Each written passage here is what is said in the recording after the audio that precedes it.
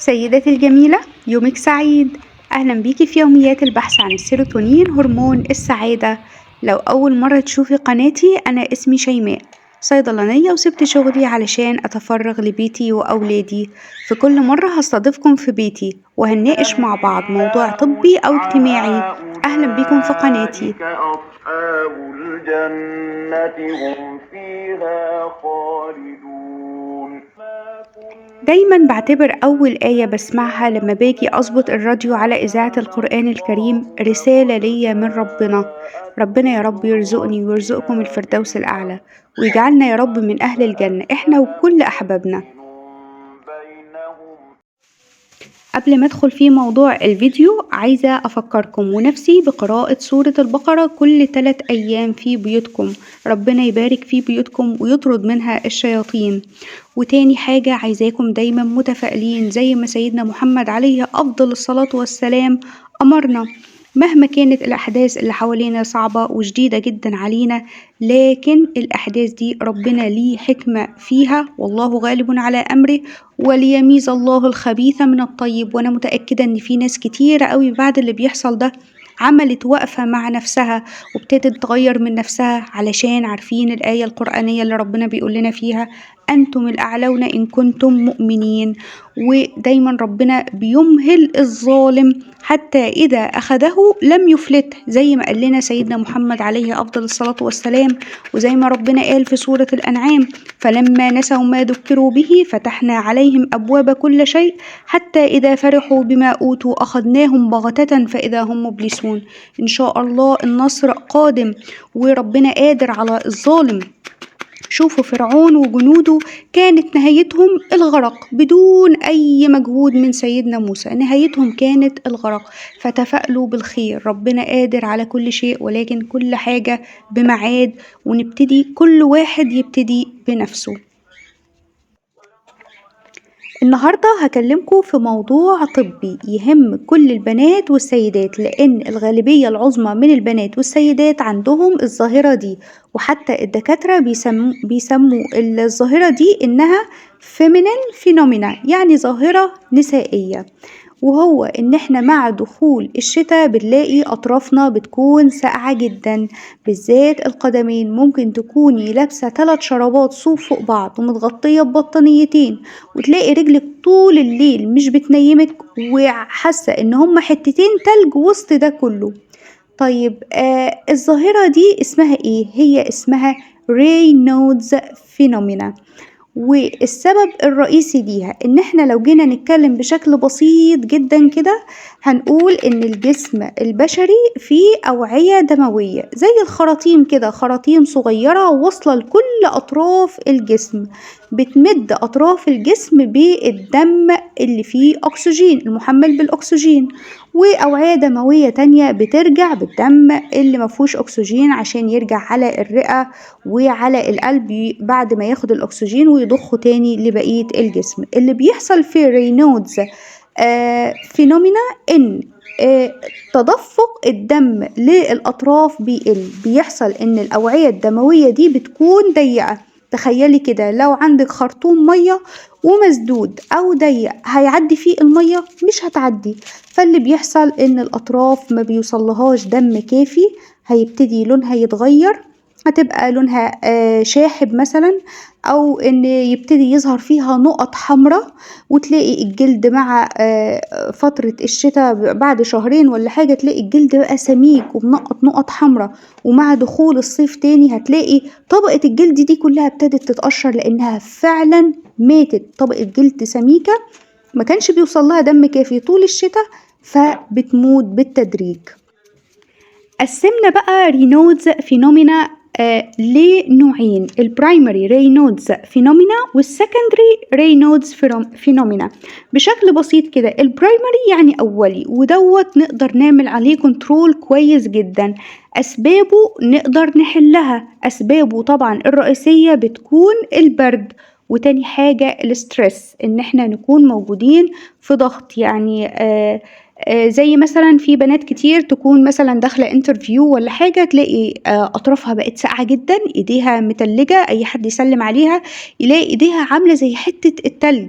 الstress خلّى في ضيق في الأوعية الدموية، حصل بسرعة إن تدفق الدم للأطراف قَل بشكل كبير، أو إن يكون في حالة من حالات الemotional upset أو مشاكل نفسية ومشاكل عاطفية برضه بيظهر معاها النوع الأول، ودوّة الcontrol عليه سهل جدًا. هي طبعًا أول حاجة إن إحنا ندفّي نفسنا كويس جدًا، تقدري إن أنتِ تحطّي رجلِك مثلًا في طبق فيه مَيّة سخونيتها تقدري تستحمليها لمدة ربع ساعة، وبعدين تنشّفي رجلِك كويس جدًا وتحطّي أي كريم مُرطّب أو فازلين، وتلبسي شراب صوف بعد ما تكون رجلِك اتدفّت كويس وابتدى تاني تدفُّق الدم ييجي لها بشكل طبيعي.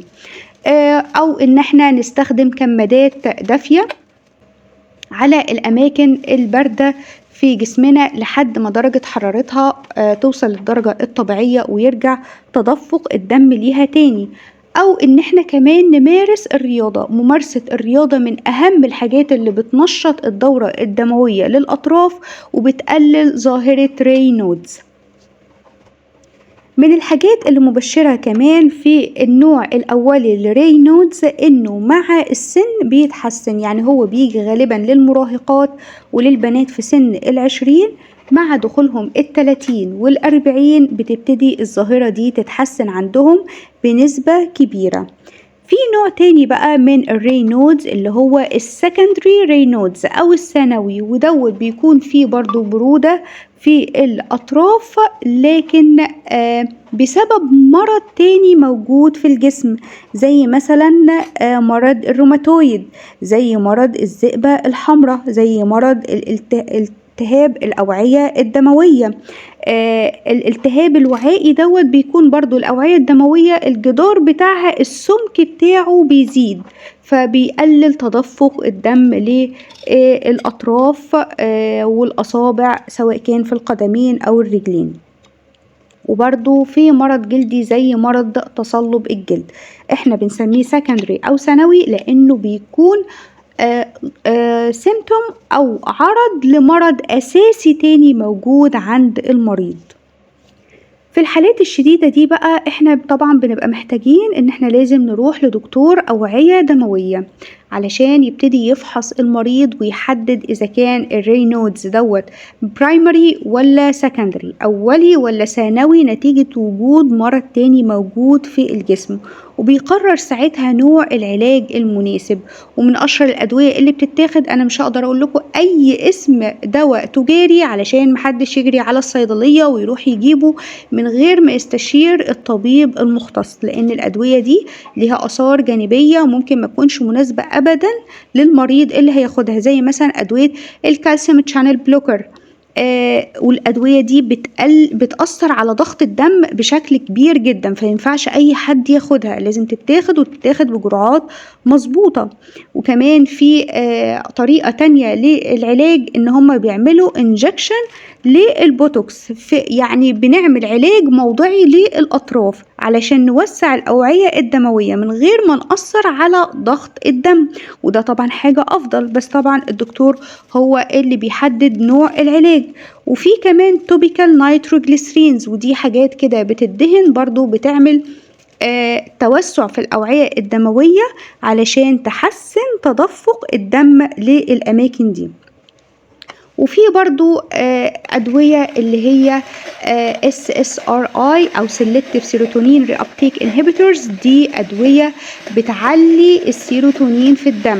طبعا انتوا عارفين أنا بحب السيروتونين قد إيه، من أكتر النواقل العصبية اللي مهمة جدا في جسم الإنسان، وفي أدوية فعلا بتزوده، دوت بيحسن المود. طبعا الدكتور هيحدد ايه سبب الرينودز، وعلى اساسها هيحدد العلاج المناسب ليه. زي ما قلنا قبل كده، في من اسبابها ان ممكن يكون في مشاكل عاطفية او مشاكل نفسية او ضغط عصبي عند المريض، فبنبتدي ندي ادوية تعلي عنده السيروتونين. لما بيتحسن موده بيتحسن تدفق الدورة الدموية لأطرافه، فنبتدي نلاحظ تحسن تدريجي في رينودز فينومينا اللي موجودة عنده. في حالات تانية بقى كده برودة الأطراف فيها بتكون يعني أمر مفروغ منه، هيحصل لهم برودة في الأطراف، زي مثلا الناس اللي عندها أنيميا. فمن فضلكم أي بنوتة وأي سيدة دايما بشكل دوري تعمل صورة دم كاملة وتتأكد إن ما عندهاش نسبة من الأنيميا، لأن الأنيميا بتعمل مشاكل كبيرة جدا في حاجات كتيرة الحقيقة، مش بس في برودة الأطراف. وكمان مرضى السكر، لأن مع الأسف إن مرضى السكر بيحصل لهم التهاب في الأعصاب، وبالذات الأعصاب اللي موجودة في الأطراف، فبيقل الشعور بالأطراف، فبيزيد كمان الإحساس بالبرودة.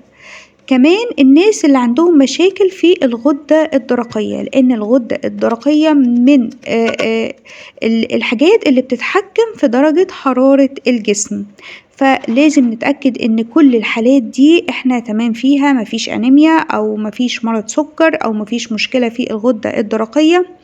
فنبتدي بقى نروح لأسباب أمراض المناعة اللي أنا قلتها، زي الروماتويد أو الذئبة الحمراء أو مرض الالتهاب الوعائي. كل الحاجات دي أو السكندري رينودز الدكتور هيقدر يشخصها على طول بالفحص الإكلينيكي للمريض في العيادة عنده. تعالي بقى لو انتي ما عندكيش اي حاجة بفضل الله من الامراض اللي احنا ذكرناها دي، نسبة الانيميا عندك كويسة، ما عندكيش مرض السكر، ما عندكيش مشاكل في الغدة، كمان مفيش امراض مناعية عندك او مفيش امراض قلب او امراض اوعية دموية. عايزين بقى نتكلم كده على خطوات لتقليل الإحساس ببرودة الأطراف أو البرايمري رينودز، واللي احنا قلنا إن هو نسائي بنسبة كبيرة. يعني لو عندنا هنقول كده نسبة، هنقول إن هو بنسبة 5 من السيدات ل1 من الرجال. فزي ما احنا شايفين إن السيدات 5 أضعاف الرجال في إصابتهم بالبرايمري رينودز أو الرينودز عامة. أول حاجة مهمة قوي إن احنا نمارس الرياضة بتحسن الدورة الدموية للجسم كله. تاني حاجة مهمة قوي إن احنا نهتم بنظام غذائنا. يعني ما ينفعش الصبح مثلا انتي عارفة ان انتي اطرافك بتسقع، تصحي الصبح وتنزلي من بيتك في البرد من غير ما تكوني فطرتي. وانا عارفة طبعا ان معظم البنات حاليا اكلهم غير صحي بالمرة. معظمنا بيفطر بكوباية نسكافيه مثلا مع بار من الشوكولاتة او الكيك.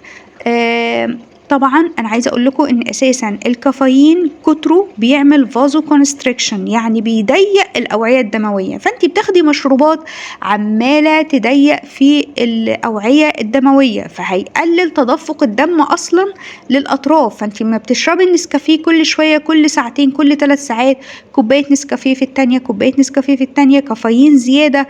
الكافيين زود ضربات القلب، عمل فازو كونستريكشن، هتحسي بالبروده اكتر. انت متخيله ان انت بتشربي حاجة دافية، بس الحقيقة هو داخليا ليه تأثير عكسي، انه هيزود الإحساس بالبرودة. تالت حاجة من الحاجات كمان اللي ممكن نضيفها لغذائنا لو انتوا بتحبوها، اللي هي الشطة الحمراء، من الحاجات اللي بتحسن الدورة الدموية وبتزود الإحساس بالتدفئة أكتر. فممكن تضيفوها على وجباتكم الغذائية لو انتوا بتحبوها وبتستحملوا الشطة وكده. أنا بحبذها بالذات إن هي فيها كمان مضادات أكسدة ومضادات للكانسر، بحب أضيفها دايما في الأكل حتى لو بنسبة بسيطة. مهم كمان بقى إن احنا مع كل مرة بنتوضى فيها أو بتاخدي شاور إن انتي تجففي جسمك كويس جدا من المية، وتستخدمي دايما طول الشتاء مية دافية. وتحاولي تحطي فازلين أو كريمات على الأطراف زي الإيدين والرجلين، وتلبسي شرابات من الصوف. هتقدري إن شاء الله تعدي الشتاء بسلام، ونقلل التأثير أو الإمباكت بتاع الرينودز على حياتنا، لأن فعلا بتبقى من أكتر الحاجات المزعجة. ممكن تفضلي في السرير بالساعة وبالساعتين مش عارفة تنامي بس لمجرد إن رجليكي ساقعة. وحاولوا يا بنات تستبدلوا كمان المشروبات اللي فيها كافيين ونسبة كافيين عالية بمشروبات صحية أكتر زي الزنجبيل بالعسل. برضو الزنجبيل من أكتر الحاجات اللي بتحسن الدورة الدموية، أو بمشروب قرفة بالعسل أو ينسون، أي حاجة من المشروبات الطبيعية. حاولوا تسحبوا النسكافيه أو الكافيين من حياتكم، هتلاقوا تغير كبير جدا في جسمكم وفي صحتكم العامة. زي ما انتوا شايفين كده، أنا النهاردة عملت الأكلة اللي لو أنا كأم مصرية ما عملتهاش يبقى بجد فعلا ما اشتغلهاش. طبعا مع برودة الجو والمطر دخلنا على طول على شوربة العدس، وهي من أكتر الوجبات المفيدة بالنسبة للكبار وللصغيرين. زي ما انتوا شايفين فيها نسبة خضار عالية جدا، فيها نسبة بروتين عالية جدا، كمان طعمها لذيذ وفعلا من الأكلات اللي بتدفي. وطبعا كمان معانا كيكة البرتقان، عملتها بشكل مختلف شوية وبمقادير سهلة جدا، 1 2 3 4، علشان ما تنسيهاش وتفضلي تكتبيها في ورقة أو كده. ما تنسوش لو عجبكم الفيديو واستفدتوا منه ان انتوا تعملوا لايك وتشاركوني في الكومنتس، تكتبولي اي تعليق او اي استفسار حابين تسألوا عليه، وهكون مبسوطة جدا جدا بمشاركتكم معايا. وما تنسوش تشتركوا في القناة وتفعلوا الجرس علشان يوصلكوا كل الإشعارات بأي فيديوز جديدة هنزلها إن شاء الله. ويا رب يومكم سعيد ومليان هاي دوز من السيروتونين هرمون السعادة. مع السلامة.